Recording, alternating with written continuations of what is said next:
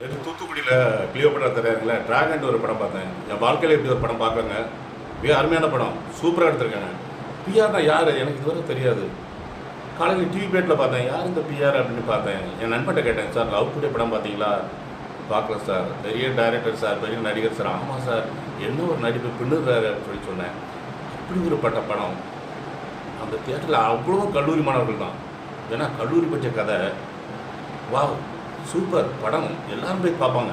தமிழ்நாட்டில் கல்லூரி மாணவர்கள் அனைவரும் பார்ப்பாங்க. அந்தளவுக்கு சூப்பர் ஹிட் ஆகிட்டு மக்களும் பார்ப்பாங்க. விறுவிறுப்பு, சுறுசுறுப்பு, இந்த என்டர்டெயின்மெண்ட் அனைத்தும் இருக்குது. அதேபோல் இந்த படத்தில் அம்மா அப்பா பாசம்னா என்ன, தான் பிள்ளைக்காக எதையும் செய்வாங்க. அப்படி ஒரு காட்சிலாம் இருக்குது. அதிலலாம் நீங்கள் அழுதுருவீங்க அவங்க அப்பா அம்மா பண்ணுற செயலை பார்த்து.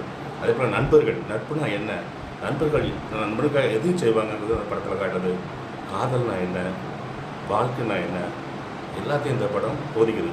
அதே போல் வாத்தியார்னா யார், தான் பையனுக்காக வாத்தியார் எதையும் விட்டு கொடுப்பார் இங்கிறது அந்த படம் காட்டுது. இடைவேளை வரதான் அந்த படத்தை பார்த்தேன்.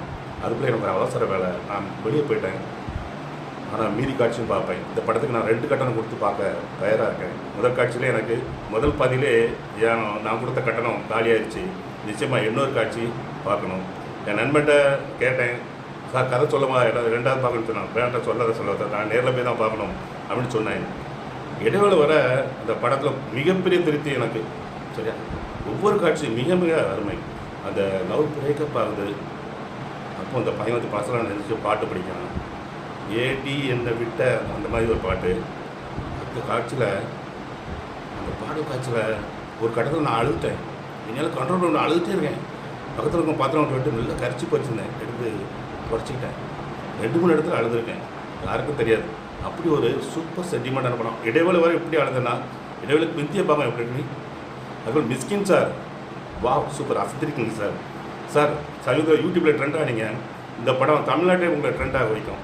பெரிய நடிகர் சார், ரவிக்குமார் சார் ஆகட்டும், Gautham Menon sir, super sir, super நடிகர். அதே போல் ப்ரொடியூசர் குண்டா இருப்பாங்க, வா போலீஸ் இது தயாரிச்சு என்ன ஒரு நக்கல் பேச்சு, அருமை அருமை. அதே போல் தீபாக்கா சமீபத்தில் கூட உயிர் மூச்சு திரைப்படத்தில் அக்கா கூட நடிச்சிருக்கேன். கிளியோபட்ரா திரையரங்கில் அவங்களோட கட் அவுட் இருக்குது. பெருமையாக இருக்குக்கா. ஏக்கா நீங்கள் மாபெரும் சிகரம் தொட்ட நடிகர், அருமையாக நடிச்சிருக்கீங்க. அதே போல் இந்த படத்தை எடுத்துக்கிட்டால் இப்படி ஒரு படம் எடுக்க முடியுமா? அவ்வளோ ஒரு பரபரப்பு, விறுவிறுப்பு. அந்த படம் இடைவேளை போனதே எங்களுக்கு தெரியல. இடையே வித்தியபாகம் பார்க்க ரொம்ப ஆசை. ஆனால் நான் அவசர வேலையாக போகல. அனைவரும் தியேட்டர் போய் பாருங்கள். நீங்கள் கொடுத்த பணத்துக்கு ஒர்த்து தான் அந்த படம். ஒர்த்துனா மாபெரும் ஒர்த்து. குடும்பத்தோடு போய் பாருங்கள். மிக சிறந்த படம். தமிழ்நாட்டில் இது ஒரு பெரிய வின்னர் படம். வாழ்த்து.